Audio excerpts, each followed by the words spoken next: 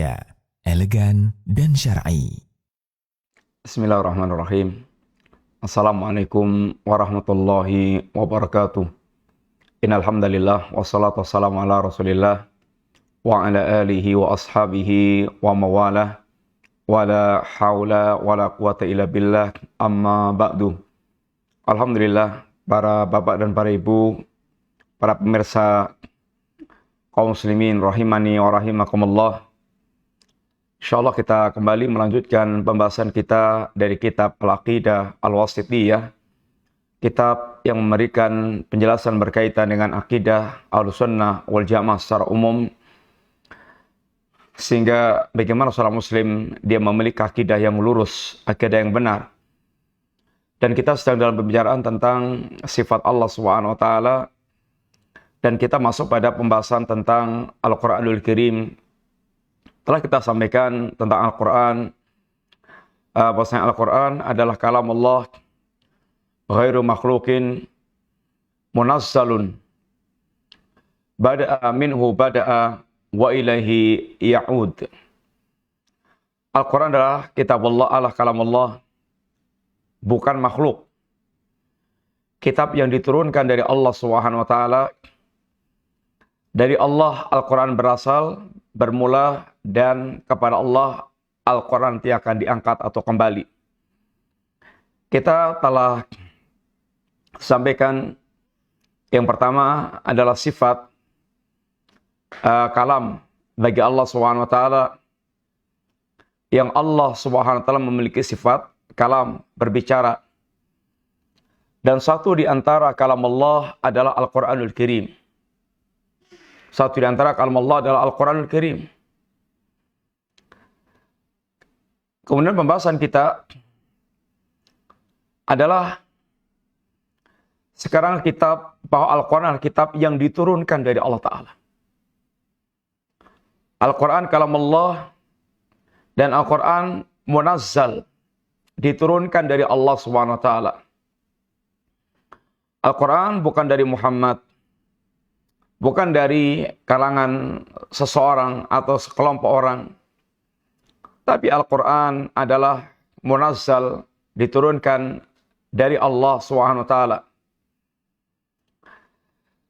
Yang keimanan kita kepada Al-Quran, bahwa Al-Quran diturunkan dari Allah, keyakinan ini akan menghasilkan rasa pengagungan terhadap Al-Quran, karena ini Al-Quran risalah yang turun dari Allah Ta'ala.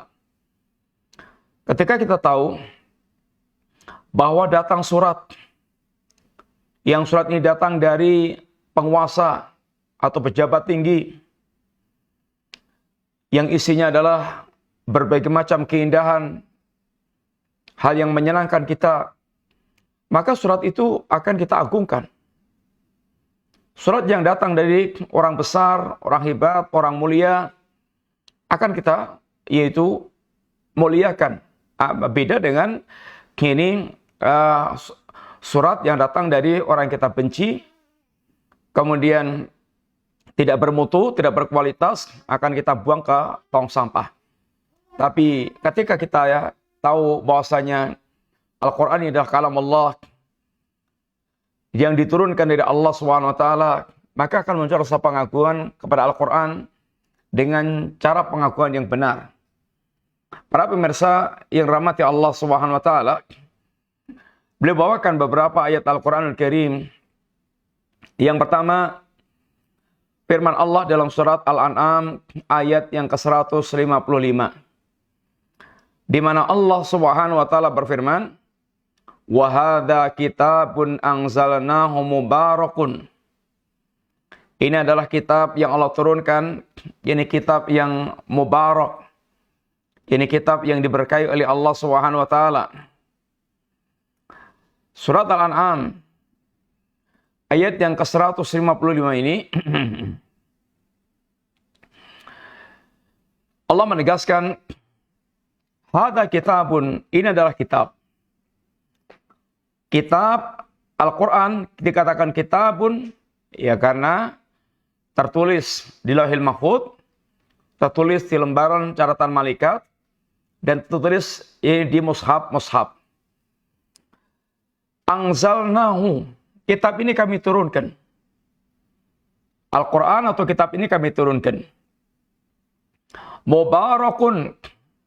Yang kitab ini adalah kitab yang diberkahi oleh Allah SWT. Sehingga kitab yang mengandung banyak keberkahan. Orang yang mereka bermuamalah dengan Al-Quran, dia akan banyak mendapatkan kebaikan-kebaikan. Kitab Al-Quran, keberkahan kitab Al-Quran,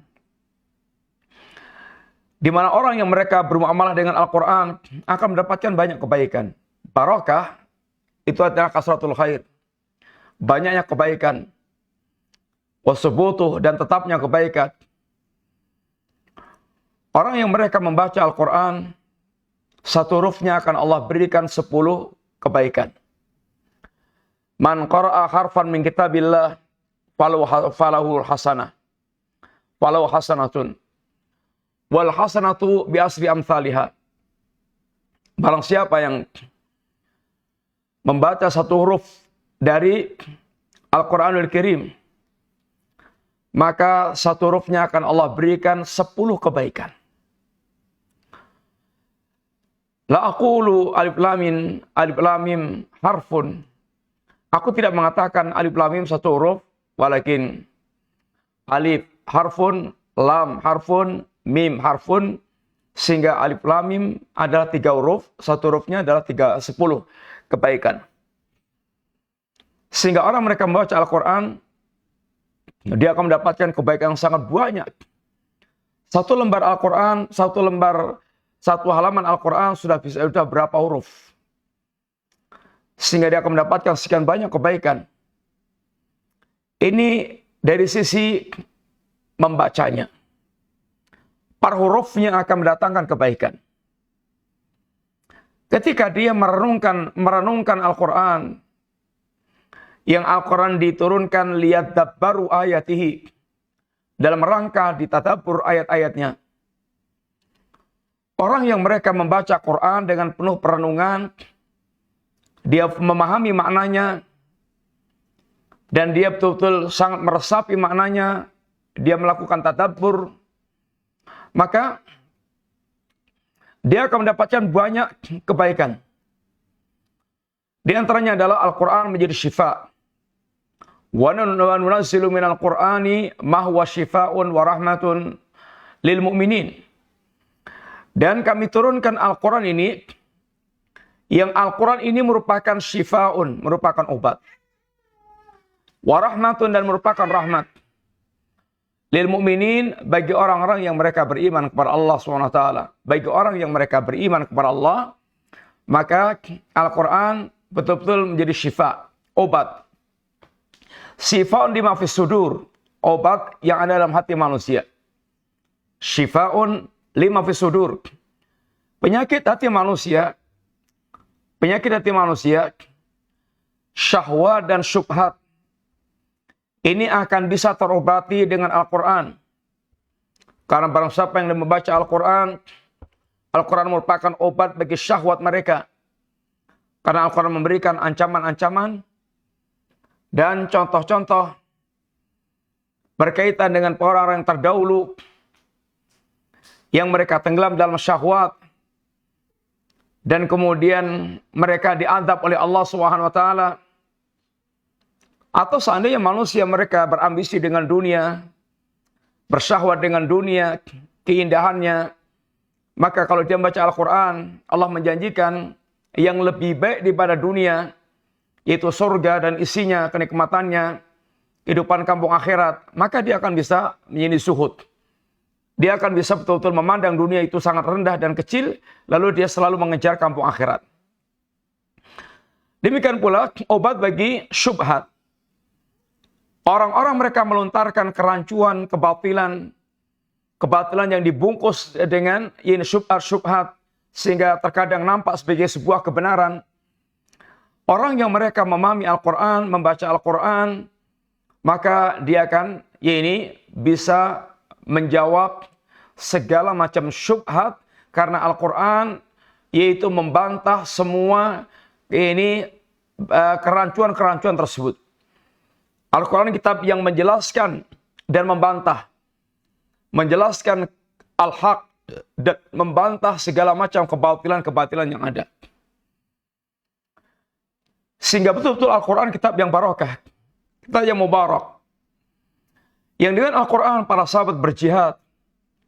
Menaklukkan berbagai macam negeri. Lalu mendapatkan ghanimah. Mendapatkan kebaikan-kebaikan yang sangat banyak. Al-Quran ini Allah tegaskan ini kitab yang diturunkan oleh Allah Subhanahu wa taala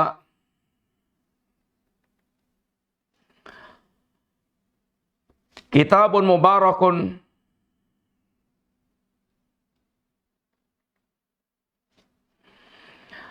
wa hadza kitabun anzalnahu mubarakun, dan inilah kitab yang kami turunkan mubarak, kitab yang diberkahi oleh Allah. Fattabi'uhu, ikutilah kitab tersebut. Wattaqu, dan bertakwalah kepada Allah Subhanahu wa taala, la'allakum turhamun. Semoga kalian termasuk orang yang bertakwa, orang yang mendapatkan rahmat Allah, yang dirahmati Allah taala. Orang yang paling besar peluangnya mendapatkan rahmat Allah, orang yang paling besar perhatiannya dengan Al-Qur'anul Karim. Dan orang yang mereka paling mengikuti petunjuk Al-Quranul Karim. Yang menjadi pembahasan dalam bab kita ini adalah bahwasanya Al-Quran kitab yang kami turunkan. Ini kitabun anzalnahu, kitab yang kami turunkan. Sehingga di sini menunjukkan sekaligus Allah berada dalam ketinggiannya sehingga Quran sifatnya diturunkan. Allah berada dalam ketinggiannya, sifat ulu yang telah kita bahas. Sehingga apa yang datang dari Allah diungkapkan dengan diturunkan. Kitab yang diturunkan, yang penuh dengan keberkahan. Ayat yang kedua yang beliau bawakan. Lau anzalna hadzal qur'ana ala jabalin la ra'aitahu khashi'an mutasaddian min khasyatillah wa tilkal amsalu nadribuha lin-nasi la'allahum yatafakkarun. Seandainya kami turunkan Al-Quran ini kepada gunung, niscaya Anda akan melihat gunung itu khasyian mutasaddian min khasyatillah, akan hancur berkeping-keping disebabkan karena takut kepada Allah Subhanahu wa taala. Wa tilkal amsalu nadribuha lin-nasi la'allahum yatafakkarun. Dan itulah perumpamaan yang Allah buat untuk manusia. Semoga mereka ini mau berpikir. Allah ketika membuat tamsil itu diantara fungsinya adalah untuk direnungkan. Jadi perenungan. Allah membuat tamsil tentang tauhid. Allah membuat tamsil tentang syirik. Allah membuat tamsil tentang kalimat thayyibah. Allah membuat tamsil tentang kaum mukminin. Seperti Allah tamsilkan mukmin dengan syajaratun nakhlah. Ini pohon korma. Pohon korma diantaranya adalah pohon yang dari ujung sampai dari pangkal sampai ujungnya semuanya memberikan manfaat. Tidak ada bagian yang tidak berguna. Demikian pula kehidupan seorang mukmin, semua kehidupannya penuh dengan barokah, keberkahan.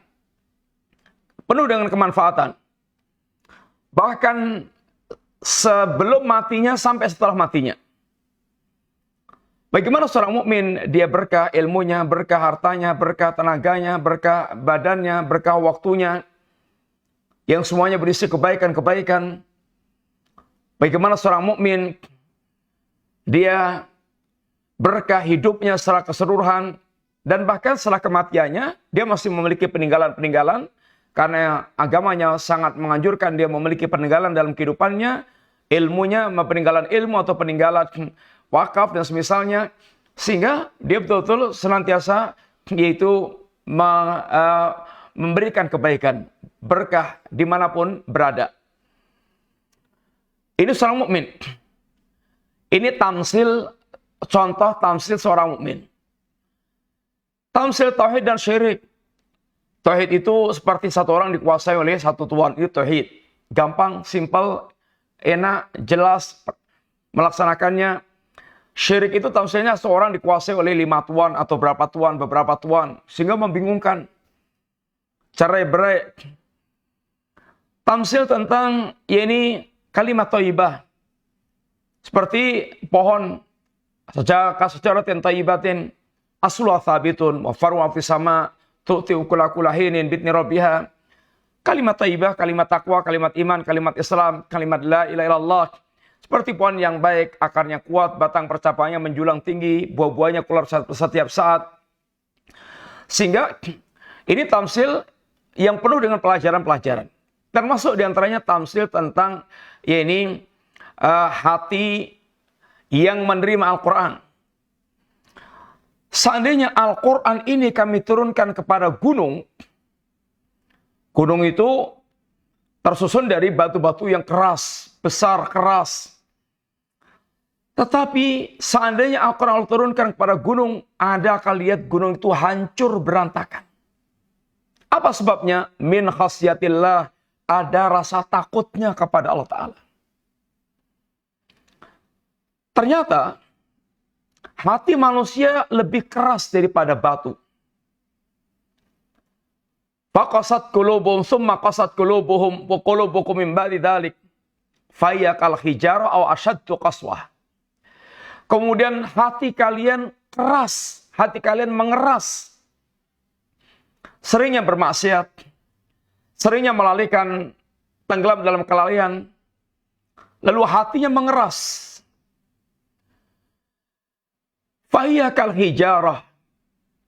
Hati yang keras ini seperti batu. Bahkan au asyaddu qaswah, atau lebih keras daripada batu. Tadi gunung yang tersusun dari batu-batu. Al-Quran Allah turunkan kepada gunung, akan hancur berantakan gunung tersebut. Ternyata hati manusia tidak terpengaruh sama sekali. Ketika Quran turun tidak terpengaruh sama sekali. Disebutkan oleh Nabi SAW, Quran yang Allah turunkan, Quran yang Allah turunkan ini sifatnya seperti air yang Allah turunkan. Risalah, yaitu Quran yang Allah turunkan ini seperti air. Air ketika menimpa tanah, kondisi tanah ada 3 macam. Ini yang pertama adalah tanah yang bagus, tanah yang thayyibah, tanah yang baik. Kemudian yang ajadib, tanah yang bisa menampung tapi nggak bisa menumbuhkan tumbuhan. Kemudian tanah yang qian, yang tandus, menampung nggak bisa, apalagi menumbuhkan tumbuhan. Pertama, tanah yang bagus, bisa menampung air, menyerap air, dan menumbuhkan tumbuhan. Ini kelasnya para ulama yang sangat bisa menyerap ilmu, membuahkan berbagai macam faedah. Dia mendapatkan banyak manfaat daripada air tersebut, daripada ilmu tersebut. Yang kedua, orang yang mereka bisa mengumpulkan ilmu, tetapi tidak sekelas para ulama yang bisa istimbat dengan segala macam hukum istimbat hukum yang mereka lakukan. Yang ketiga, yang tidak bisa mengambil faedah apapun dari Quran yang Allah turunkan. Sebagaimana tanah yang tandus, menampung enggak, apalagi menumbuhkan tumbuhan. Ini kerasnya hati manusia. Seorang mukmin ditegur oleh Allah SWT ketika dia hatinya tidak segera melunak. Sahabat Ibnu Mas'ud, beliau ketika menyampaikan ayat Alam ya'ni lilladzina amanu an takhsha'a qulubuhum min dzikrillah. Apakah belum waktunya orang-orang mukmin hatinya itu yaitu melunak, khusyuk, menjadi tenang dan ada rasa takut kepada Allah dengan dia mengingat Allah, dengan dia berzikir kepada Allah Subhanahu wa taala. Apakah belum waktunya? Kata Ibnu Mas'ud, antara turunnya ayat ini dengan keislaman kami jaraknya 4 tahun. 4 tahun. Allah mencela orang-orang yang mereka beriman dan hatinya belum melunak. Hati yang khusyuk adalah hati yang mereka mudah berinteraksi dengan kebenaran, sangat menerima kebenaran, dan kebenaran itu meresap dalam hati mereka. Sehingga para sahabat Nabi radhiyallahu anhum jami'an digambarkan ketika dia mendengar wasiat Nabi dalam hadis Irbad bin Sariyah menggambarkan bagaimana kondisi para sahabat. Wa adhana Rasulullah sallallahu alaihi wasallam mau'idatan wajilat minal qulub wa tarifat minal uyun. Nabi pernah memberikan nasihat kepada kami, sebuah nasihat yang sampai menggetarkan hati kami dan membuat berderai air mata kami. Sampai kemudian para sahabat katakan, ya Rasulullah, karena mau'idatul muwaddi. Ya Rasulullah, seakan-akan ini adalah wasiat orang yang akan berpisah. Fa'usina, maka wasiatilah kami ya Rasulullah. Tanda hati itu lunak, tanda hati itu khusyuk, gampangnya menerima nasihat tentang agama, petunjuk dari Allah Subhanahu wa taala.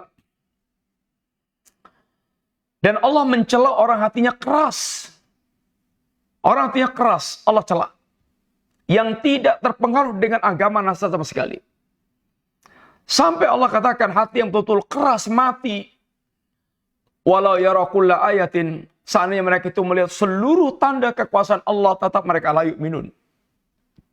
Mereka tetap tidak akan beriman kepada Allah SWT. La yu'minu billah. Tidak akan beriman kepada Allah SWT. Karena hatinya tertutup. Seorang salaf memiliki perkataan, carilah hati Anda, teliti hati Anda. Utslub qalbak fi thalathati mawatin. Carilah hati Anda di 3 tempat. Inda sama'il Qur'an, wa fi majalisi dzikri, wa inda hulwah. Carilah hati Anda di 3 tempat ini. Saat Anda mendengarkan Quran atau membaca Quran sehingga Anda sedang berinteraksi dengan Quran. Bagaimana hati Anda dengan Quran? Apakah Quran berdampak bagi hati Anda? Yang kedua, saat Anda di majelis zikir, majelis ilmu. Ada nggak ilmu itu berpengaruh bagi Anda? Berdampak kepada hati Anda? Dan saat Anda sedang khalwat sendirian, saat Anda sedang sendirian, Anda nggak hati Anda ini hadir, Allah mengawasi Anda. Seandainya Anda di 3 tempat ini Anda tidak ada sama sekali, fa'ilam tajid, salah satu mawatin, kalau Anda tidak mendapatkan di 3 tempat ini hati Anda, maka fas'alillaha ayyamuna 'alaika qalban fa innaka la qalban lak, kama qala. Maka mintalah Anda kepada Allah hati, sungguhnya Anda sedang tidak punya hati. Mendengar Quran enggak berdampak. Kemudian ketika di majelis ilmu sama sekali juga enggak dapatkan faedah. Kemudian ketika sendirian, dia seakan tidak bersama dengan Allah, seakan-akan tidak melihat dia. Maka Anda sedang tidak punya hati, mintalah kepada Allah hati. Sungguhnya Anda sedang punya hati. Di sini yang menjadi pembahasan adalah lau anzalna hadzal Qur'an. Seandainya kami turunkan Al-Qur'an ini. Allah ini katakan kami turunkan Al-Quran. Sehingga Allah turunkan. Al-Quran diturunkan dari Allah Subhanahu wa ta'ala. Berikutnya adalah firman Allah Subhanahu wa ta'ala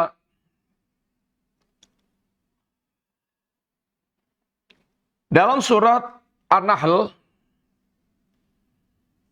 yang Allah menegaskan ayat 101 dan berikutnya, wa idza baddalna ayatam makana ayah wallahu a'lamu bima yunazzilu qalu innama anta muftar bal aktsaruhum la ya'lamun qul nazzalahu ruhul qudus min rabbika bil haqqi liyuthabbital ladzina amanu wa hudaw wa busyra lil muslimin walaqad na'lamu annahum yaqulun innama yu'allimuhu bashar lisanul ladzi yulhiduna ilaihi a'jamiyyun wa hadza lisanun arabiyyun mubin.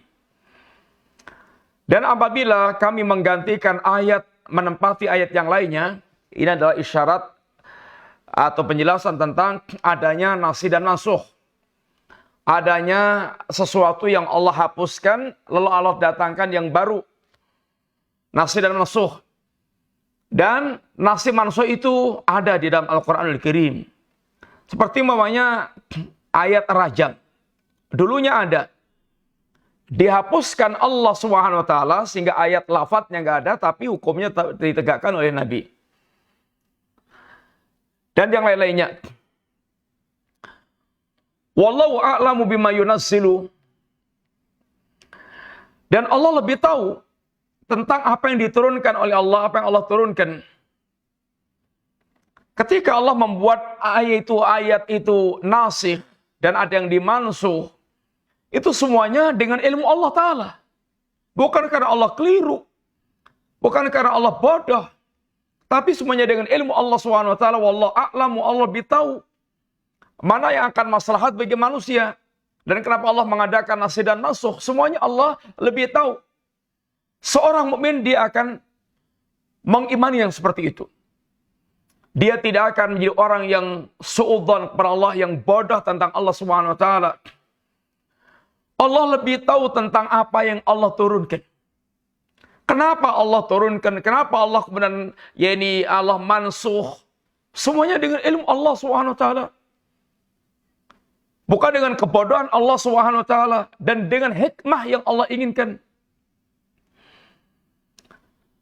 Qalu, orang-orang yang mereka tidak faham, orang kafir, yang memang asalnya hatinya itu adanya suudzon, dia berprasangka buruk terhadap Allah dan terhadap Rasulnya dan terhadap kaum muslimin. Apa mereka ucapkan? Innama anta muftar. Kamu ini ya Muhammad, kamu itu ya Muhammad, kamu itu adalah mengada-ada alias pendusta. Digonta-ganti. Padahal Allah yang mengganti. Dan ini menunjukkan pula bahwasanya bukan Muhammad yang membuat-buat Quran. Termasuk adanya nasikh mansukh, digantinya ayat dengan ayat yang lainnya. Allah yang lebih tahu. Seandainya ayat itu turun dari Muhammad, maka akan bagaimana menghilangkan kesan bahwasanya ini tidak ada penggantian. Tidak ada kontradiktif. Ini menunjukkan bahwasanya Al-Quran datang dari Allah Ta'ala. Bukan dari Muhammad. Tapi mereka menuduh Muhammad ini membuat-buat. Muhammad tidak membuat-buat. Soal penggantian ayat itu datangnya dari Allah SWT. Dan Allah yang lebih tahu. Tentang maslahatnya. Tentang apa yang akan menjadi baiknya. Allah yang lebih tahu. Bal aktsaruhum la ya'lamun, tapi kebanyakan manusia tidak tahu. Sehingga membantah, menuduh Muhammad, menuduh Rasulullah sallallahu alaihi wasallam. Qul nazzalahu ruhul qudus. Katakanlah Al-Qur'an itu turun dibawa oleh Ruhul Qudus. Yang menurunkan Quran kepada Rasulullah SAW adalah Ruhul Qudus. Malaikat Jibril yang dinamai dengan Ruhul Qudus, Malaikat Jibril, beliau membawa wahyu dari Allah Subhanahu wa taala. Dari Jibril disampaikan kepada Rasulullah sallallahu alaihi wasallam. Nazzalahu Ruhul Qudus min rabbika bil haqqi. Jibril membawa wahyu dari Allah Subhanahu wa taala itu bil haqq, dengan benar. benar-benar dengan cara yang benar. Tidak ada yang disunat, yang tidak ada yang dihilangkan, tidak ada yang ditambah, tidak ada yang dikurang. Dan apa yang dibawanya adalah hak, adalah kebenaran, dan diturunkan dengan cara yang benar. Liyuthabbital ladzina amanu, agar dalam rangka untuk mengokohkan hatinya kaum mukminin. Nazzala, itu telah kita terangkan kemarin. Ayat ini menunjukkan tentang Quran diturunkan secara berangsur-angsur. Tidak sekaligus, tapi berangsur-angsur. Dan di antara faedah turunnya Quran secara berangsur-angsur dalam rangka untuk mengokohkan hatinya, ini kaum mukminin, hatinya Nabi dan kaum mukminin. Dan dengan hikmah yang Allah Subhanahu wa taala ini kehendaki. Wa hudan wa busra lil muslimin, dan menjadi petunjuk dan kabar gembira bagi orang mukmin, bagi orang muslim. Bagi orang yang mereka betul-betul mengimani Quran, Islam, iman, dia punya iman, dia betul-betul yakin dengan Quran, Quran akan menjadi penguat dalam kehidupannya, pengokoh dalam kehidupannya, sehingga tegar dalam menghadapi kehidupan yang ada. Dengan bimbingan Quran, Quran menjadi petunjuk bagaimana yaitu menjalani segala suasana kehidupan yang ada. Bagaimana mewujudkan akidahnya, bagaimana mewujudkan ibadahnya, bagaimana mewujudkan akhlaknya. Quran membimbing. Inna hadzal Qur'ana yahdi lillati hiya aqwam. Al-Quran ini benar-benar membimbing manusia kepada jalan yang lurus. Itu kalau orangnya beriman dengan Quran. Quran akan membimbing dia. Adapun orang yang mereka itu hatinya tidak ada keimanan dengan Quran, dia tidak akan mendapatkan manfaat apapun. La yang keberadaan Quran bahkan menambah ini najis yang ada dalam diri mereka. Menambah kekufuran dalam hati mereka. Wa busra, dan Quran menjadi kabar gembira bagi orang yang mereka bertakwa, menjaga agama Allah, berbuat baik, dia taat, dia tinggalkan maksiat, maka Quran menjadi kabar gembira, menjadi busra. Walaqad na'lamu annahum yaquluna innama yu'allimuhu bashar. Dan kami mengetahui, sekarang yang akan datang, Allah mengetahui, annahum yaqulun, bahwa mereka mengatakan innama yu'allimuhu bashar, bahwasanya yang mengajarkan Quran kepada Muhammad itu adalah manusia. Manusia, orang. Muhammad itu artinya tuduhan Quran itu berasal dari seseorang. Quran itu buat apa yang ada menuduh lagi, Quran itu buatan Muhammad atau hasil Muhammad berguru kepada seorang. Seperti juga orang-orang liberal yang gurunya ada orang kafir, juga mengatakan Quran itu produk budaya. Ini otaknya rusak, mending imannya mereka buang. Ini adalah ucapan-ucapan kotor, ucapan-ucapan yang rusak, disebabkan mereka tidak paham tentang siapa itu Allah Ta'ala. Dan karena mereka telah belajar pada orang kafir yang diajari cara berpikir yang ngeres, yang rusak, yang kotor. Quran produk budaya. Quran buatan Muhammad. Sehingga mereka adanya menjadi kritikus Quran. Mengkritisi Al-Quranul Karim. Ini dilakukan oleh orang yang mereka betul-betul menjadi penyesat umat. Diucap oleh orang yang mereka akan menyesatkan umat. Quran adalah busra diantaranya. Kabar gembira bagi orang mereka bertakwa kepada Allah Ta'ala. Orang taat, kabar gembira tentang kebaikan yang akan mereka dapatkan di dunia. Kabar gembira yang akan mereka dapatkan di akhirat kelak. Lahumul busra fil hayati dunya wa fil akhirah. Bagi mereka kabar gembira di dunia dan akhirat. Di dunia Allah akan berikan surga sebelum surga akhirat. Di dunia itu ada surga, kata Syekhul Islam. Inna fid dunya jannatan. Man lam yadkhulha lam yadkhul jannatal akhirah. Di dunia ini ada surga, barang siapa yang dia tidak memasukinya, dia tidak akan masuk surga akhirat.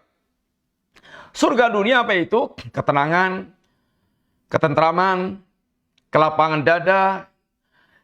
Yang ini semuanya buah daripada mengenal Allah SWT.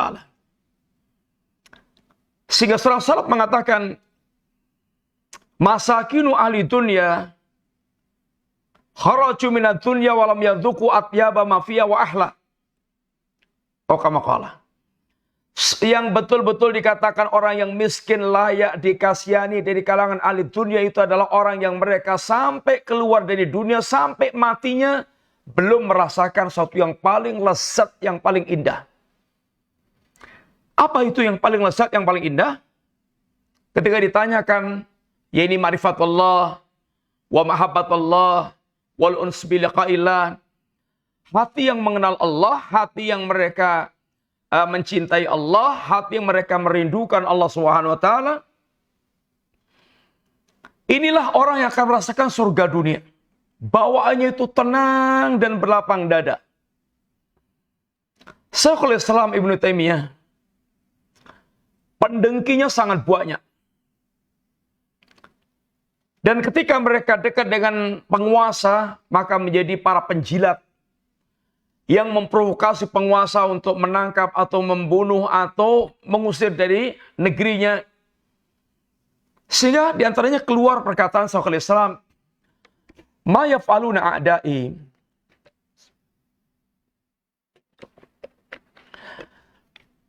Ma yaf'aluna a'da'i. Apa sih yang diinginkan oleh apa sih yang ingin dilakukan oleh para musuh-musuhku? Apa yang ingin mereka lakukan terhadapku? Fa'in qataluni faqatil syahadah. Kalau mereka itu berhasil membunuhku, dalam keterbunuhanku adalah syahadat. Syahadah, mati syahid. Mati dalam kemuliaan yang sangat mulia. Bahkan ini yang dicari-cari seorang mukmin. Karena keutamaan yang sangat tinggi. Wa in taraduni fatar disyah. Kalau mereka berhasil untuk mendeportasiku, mengusirku, maka dalam keterusiranku adalah siyahah, persir, refreshing. Dadanya pun lapang. Wa in habasuni fahabsi khulwah. Kalau mereka berhasil menangkapku, lalu dipenjara, memenjarakanku, dalam keterpenjaraanku adalah khulwat, bersepi, bersendiriannya dengan sang kekasih, yaitu Allah SWT. Semuanya kelapangan dada, semuanya surga bagi beliau. Mayaf aluna adai inna jannati bisadri, surga itu ada di dadaku ini. Sehingga apapun yang akan menimpa diriku, surgaku ada tetap berada di dada beliau. Inilah surga dunia diantaranya. Yang bisa merasakan seperti ini, hati yang mereka mengenal Allah, mencintai Allah, yang nyaman bersanding dengan Allah SWT. Ini adalah kebahagiaan dunia. Di akhiratnya, surga yang Allah janjikan pada mereka. Wa absir bil jannah, wa absir bil jannah, wa absiru bil jannati lati kuntum tu'adun. Dan bergembiralah dengan wabsiru, dan bergembiralah kalian dengan surga yang Allah janjikan kepada kalian. Yang bagi ahlul jannah, yang bagi orang mukmin berbuat baik, baginya surga dan kenikmatan tambahan bonus, yaitu melihat Allah Ta'ala. Yang ini akan kita sebutkan setelah pembahasan ini, yaitu tentang akidah melihat Allah di hari kiamat kelak. Yang merupakan bonus kenikmatan, bonus bagi ahlul jannah. Yang surga kenikmatan digambarkan oleh Allah Subhanahu wa taala, mala ainun ra'at wala udhurun sami'at wala khatara ala qalbin bashar. Nikmat yang tidak pernah dilihat oleh mata, tidak pernah didengar oleh telinga, tidak pernah terlintas sama sekali dalam hati manusia. Tapi masih ada lagi bonus nikmat yang luar biasa, yaitu melihat wajah Allah Ta'ala. Quran akan datang sebagai busyra, pemberi kabar gembira bagi orang-orang yang mereka Islam, berserah diri kepada Allah, taat, bertakwa. Walaqad na'lamu annahum yaqulun, dan kami mengetahui pengetahuan Allah yang terus-menerus bahwa mereka mengatakan tentang Rasulullah sallallahu alaihi wasallam, innama yu'allimuhu bashar. Sesungguhnya yang mengajari Muhammad tentang Quran itu adalah seseorang. Artinya Muhammad berguru kepada seorang, lalu Muhammad membuat Quran. Sehingga Quran buatan Muhammad hasil berguru kepada seorang. Allah katakan, lisanul ladin yulhiduna ilaihi a'jamiyun. Lesannya orang yang mereka tuduh mengajari Muhammad Quran itu orang A'jam. Orang A'jam, orang luar Arab. Muhammad itu dianggap belajar pada orang A'jam, lalu membuat Quran. Padahal mereka tahu sepak terjangnya Rasulullah Sallallahu Alaihi Wasallam itu sejak kecil, bagaimana di mana saja mereka memonitor, mereka tahu persis. Kalau umpamanya orang Jogja kuliah di Bandung atau kuliah di Eropa, kuliah di Australia, kuliah di mana, tahu ketahuan. Bagaimana mereka menuduh Muhammad berguru kepada seorang, pada mereka tahu persis Muhammad itu, mereka lihat terus sepak terjangnya selama di Mekah. Muhammad pergi kemana juga mereka tahu. Yang mereka tuduh mengajari Muhammad ini Al-Quran itu A'jami, orang A'jam, orang yang non-Arab. Sedangkan Quran ini lisanun Arabiyyun mubin, merupakan lisan Arab yang sangat jelas. Intinya mereka menuduh Muhammad membuat-buat Quran. Buatan Muhammad. Lucunya ketika mereka itu ditantang untuk membuat Al-Quran, bahkan tantangannya itu pakai tawaran, pakai diskon. Dari membuat Quran, satu Quran penuh, semisal Quran, nggak sanggup, sudahlah 10 surah saja. Nggak sanggup, 1 surah saja yang semisal Quran. Fa'illam taf'alu walan taf'alu. Kalau kalian tidak bisa dan pasti tidak bisa, fattaqun naral lati waquduha an-nas wal hijarah. Takutlah kalian dengan neraka yang bahan bakarnya adalah batu, yang bahan bakarnya adalah manusia dan bebatuan. Ini adalah penegasan Allah SWT. Di situ yang menjadi pembahasan adalah bahwasanya Allah turunkan yaitu Al-Quranul Karim. Allah turunkan Al-Quran. Allah Subhanahu wa taala ini menurunkan Al-Quran. Wallahu a'lamu bima yunazzil. Nazzalahu Ruhul Qudus.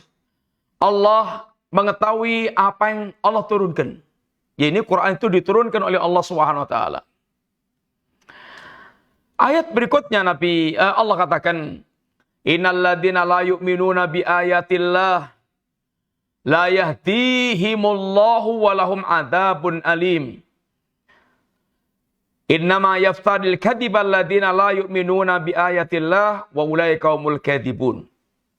Sesungguhnya orang-orang mereka tidak beriman kepada ayat-ayat Allah, orang mereka mengingkari ayat-ayat Allah, hatinya tidak ada iman, la yahdihimullah, Allah tidak akan memberikan hidayah kepada mereka. Orang yang tidak beriman ini walaupun dia hafal Quran dan walaupun dia itu membaca Quran berulang-ulang, dia tidak akan mendapatkan hidayah karena kekafiran dia, karena dia tidak beriman kepada Quran. Yang akan Allah bimbing mendapatkan hidayah Quran adalah orang yang mereka itu beriman kepada Al-Quran, beriman dengan ayat-ayat Allah Ta'ala.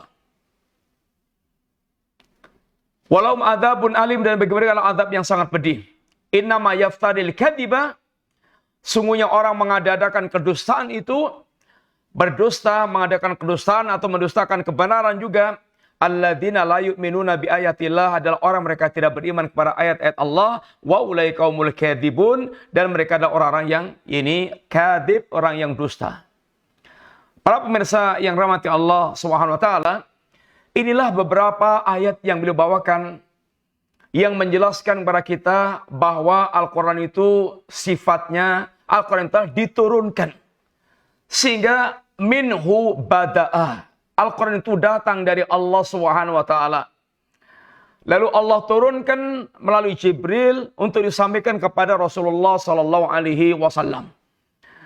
Orang yang mereka mengimani Al-Quran adalah kalam Allah munazzal yang diturunkan melalui Jibril kepada Rasulullah sallallahu alaihi wasallam, maka akan membuahkan ta'zim kita dengan Al-Quran.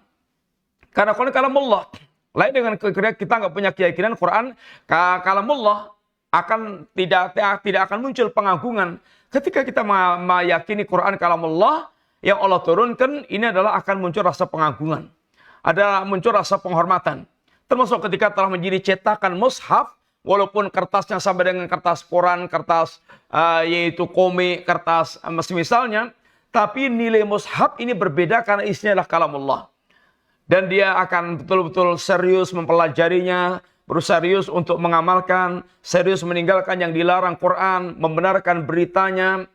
Berkaitan dengan berita, maka dia benarkan beritanya. Berkaitan dengan perintah, dia wujudkan perintahnya. Berkaitan dengan larangan, dia tinggalkan larangannya. Itulah yang akan muncul orang yang mereka memiliki rasa pengagungan terhadap Al-Quranul Karim. Ini itu yang kita sampaikan dulu, Bapak sekalian, semoga manfaat. Dan semoga Allah memberkahi kehidupan kita senantiasa dalam jalan kebenaran sampai kita bertemu Allah dalam keadaan husnul khotimah. Ada pertanyaan? Ada, Ustaz. Bismillah. Assalamualaikum, Ustaz. Waalaikumsalam warahmatullahi wabarakatuh. Izin bertanya, apa yang dimaksud dengan Makkiyah dan Madaniyah? Ya, Makkiyah adalah ayat-ayat yang diturunkan Allah sebelum hijrahnya Nabi. Sebelum hijrahnya Nabi itu semuanya masuk Makkiyah. Ini fase Makkiyah. Fase-fase Madaniyah adalah ayat Al-Quran yang Allah turunkan setelah hijrahnya Nabi Sallallahu Alaihi Wasallam.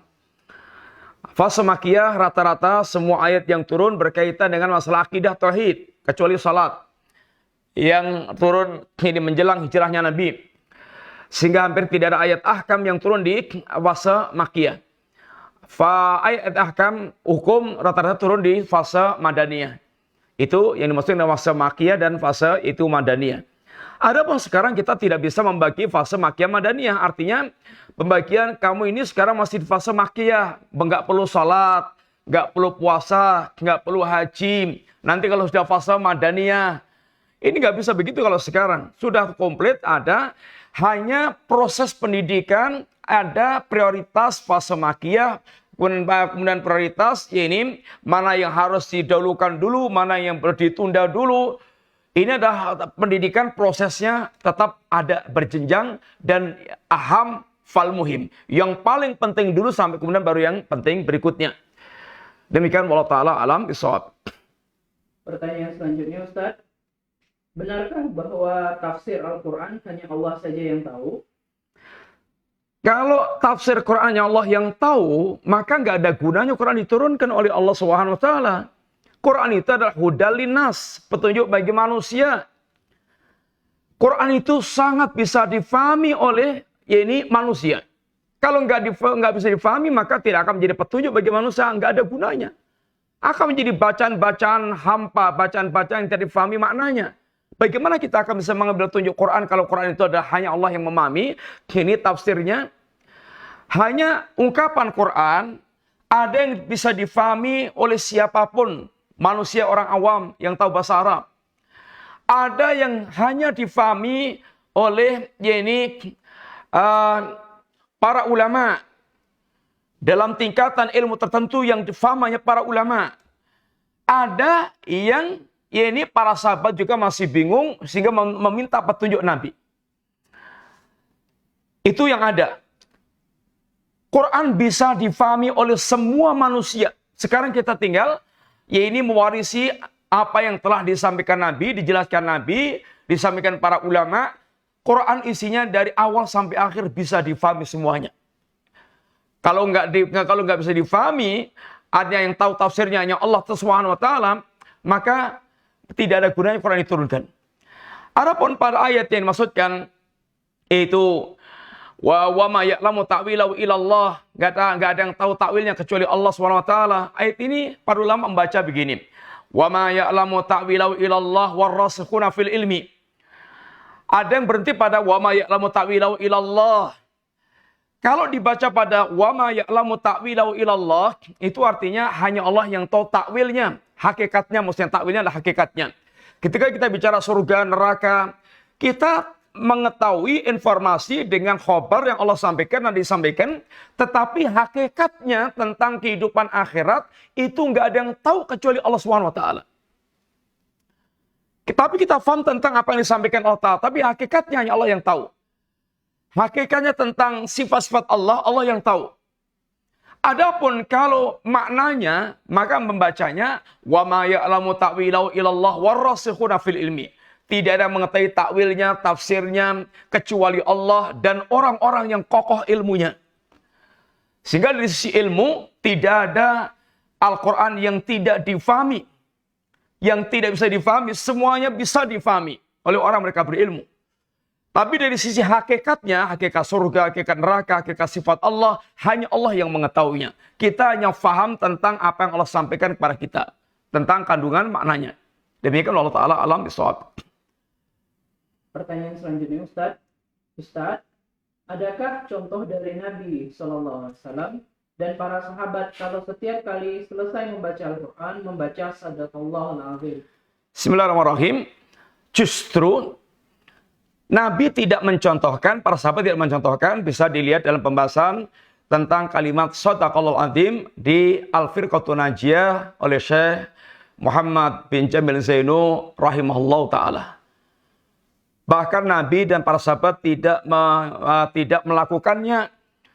Memang Al-Quran, ya ini memang Sadaqallah, ya ini ma benar Allah, semua yang Allah katakan benar. Wa man asdaqu minallahi qila. Tapi setelah membaca kalimat Sadaqallah, setelah membaca Quran, itu membutuhkan dalil, membutuhkan contoh dari Nabi dan para sahabat. Kalau tidak ada contohnya, maka jangan mengada-ada. Wallahu ta'ala alam bissawab. Pertanyaan selanjutnya Ustaz. Ustaz, izin bertanya. Kalau seseorang mengirimkan pahala baca Al-Quran kepada orang yang sudah meninggal, apakah itu sampai? Menurut Imam Syafi'i nggak nyampe. Menurut Imam Ahmad nyampe. Menurut Imam Syafi'i justru yang aneh di sini. Imam Syafi'i pendapatnya nggak nyampe. Tapi yang mereka bermadzhab Syafi'iyah paling getol. Ini berkaitan dengan kirim pahala seperti ini. Padahal Imam Syafi'i mengatakan nggak nyampe. Kalau Imam Ahmad malah mengatakan itu nyampe. Wallahu ta'ala bissawab. Pertanyaan selanjutnya Ustaz. Bismillah. Assalamualaikum warahmatullahi wabarakatuh. Ustaz. Waalaikumsalam warahmatullahi wabarakatuh. Semoga Ustaz beserta keluarga juga seluruh kaum muslimin dirahmati Allah Subhanahu wa taala. Ustaz, izin bertanya, bagaimana kiat untuk menjadikan Al-Qur'an agar dapat menjadi cara untuk menyucikan jiwa dan meraih surga dunia?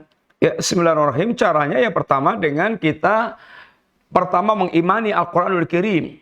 Yang kedua, memahami Al-Quran dengan benar. Yang ketiga, menjadikan Al-Quran sebagai panduan kita sehari-hari.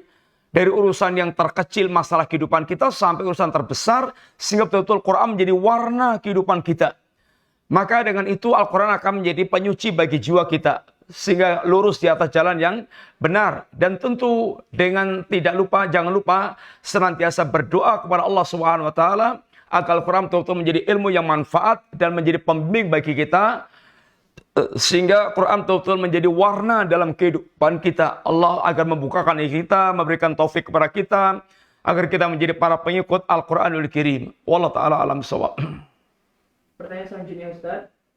Ustaz, izin bertanya, jika seorang muslim hanya mempercayai ayat-ayat yang sesuai dengan hawa nafsunya, itu dihukumi bagaimana Ustaz? Dihukumi ahlul bidah, dan bisa kalau dia mengingkarinya bahkan bisa kafir. Kalau dia sudah jelas-jelas tahu ada ayat dari Allah SWT begini, tapi menyelisih hawa nafsunya, lalu dia mengingkari, jatuhnya dia kafir seperti orang Yahudi. Nu'minu bi ba'dil kitab wa nakfuru bi ba'din. Kami mengimani sebagian kitab dan kami mengingkari sebagian kitab yang lainnya. Ini kafir yang bisa mengeluarkan dari Islam. Kalau dia hanya mengambil dalil ayat-ayat yang cocok dengan hawa nafsunya, ini seringnya itulah yang dilakukan ahlul bidah. Sehingga dikatakan ahlul bid'ah itu adalah ahlul hawa, sebab mereka sungguhnya beragama dengan hawa nafsu, bukan dengan mengikuti yakni wahyu. Kalau mereka mengikuti dalil, mengikuti wahyu, akan dia fahami dulu semua dalil yang ada, lalu mengikuti bagaimana dalil itu. Tapi kalau dia mengikuti hawa nafsunya, bagaimana hawa nafsunya, dia carikan dalil yang kira-kira mendukung hawa nafsunya. Yang tidak mendukung hawa nafsunya, maka dia singkirkan. Wallahu ta'ala alam bissawab. Bismillah. Assalamualaikum Ustaz. Waalaikumsalam. Apakah boleh membaca Al-Quran sambil menyusui bayi? Bismillahirrahmanirrahim. Boleh-boleh aja. Boleh-boleh saja. Selama ya kalau terbuka auratnya, artinya susuannya itu, ya bagaimana tidak dilihat oleh orang. Karena berkaitan dengan aurat, jangan sampai dilihat oleh yakni orang. Adapun dia membaca di kamar sendiri sambil menyusui, dia baca Quran, boleh-boleh aja. Sangat boleh. Allah ta'ala sebab. Bismillah, pertanyaan selanjutnya Ustaz. Ustaz, apakah benar pernyataan bahwa cadar itu tradisi Yahudi? Karena tidak ada di Al-Quran, tutuplah sampai kelihatan mata saja. Iya, ini adalah orang yang bodoh. Orang yang mereka nggak tahu punya modal nggak, pasar punya modal nggak, kemudian dia ngikuti keterangan ulama nggak. Setiap ilmu ada ulamanya. Setiap ilmu ada pakarnya. Kalau dia nggak tahu, tanya kepada ulama. Kalau nggak tahu, tanya pada ulama. Kalau dia bodoh, maka diam, jangan komentar. Kalau nggak tahu, tugasnya tanya pada ulama. Jangan banyak bicara, jangan komentar, jangan ngomong sana sini. Kalau dia masih bodoh, fas'alu ahla dzikri in kuntum la ta'lamun. Ya ini bertanya kepada ulil dzikri kalau mereka tidak mengetahui. Imam Syafi'i mewajibkan cadar. Dan itu pembahasan para a'immatul madzhab. Tentu mereka lebih tahu, lebih pakar dan lebih tahu tentang dalil-dalilnya. Dan para ulama memberikan pembahasan yang sangat panjang lebar berkaitan masalah itu. Intinya bahwasanya itu berangkat dari kebodohan seorang. Wallahu a'lam bishawab. Bismillah. Assalamualaikum Ustaz. Waalaikumsalam. Bagaimana hukumnya mengambil ilmu dari smartphone? Menonton majelis ilmu dari smartphone karena di sini terbatas untuk didatangi. Mengambil ilmu dari fasilitas yang ada selama sumber ilmunya sahih, maka boleh-boleh aja. Tetapi ketika Anda mampu mendatangi majelis ilmu, jangan tinggalkan majelis ilmu. Karena keberkahannya berbeda. Antara Anda mengambil ilmu dari media dengan mendatangi majelis ilmu secara langsung. Itu untuk tambahan atau untuk ini pelengkap apa yang menjadi kebutuhan kita berkaitan dengan ini masalah ini ilmu. Tetapi yang pokok adalah bagaimana kita bisa hadir di majelis-majelis ilmunya para ulama atau para guru yang mengajarkan agama kepada kita. Wallahu a'lam bishawab. Jazakallahu khairan Ustaz, cukup. Demikian, semoga manfaat untuk sekalian.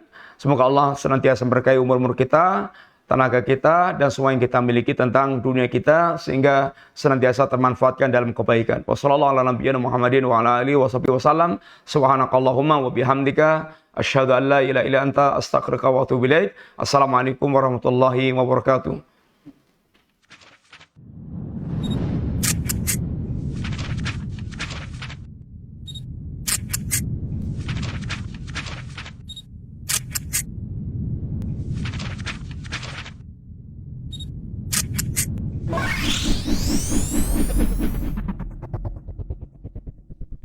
Ihya, elegan dan syar'i.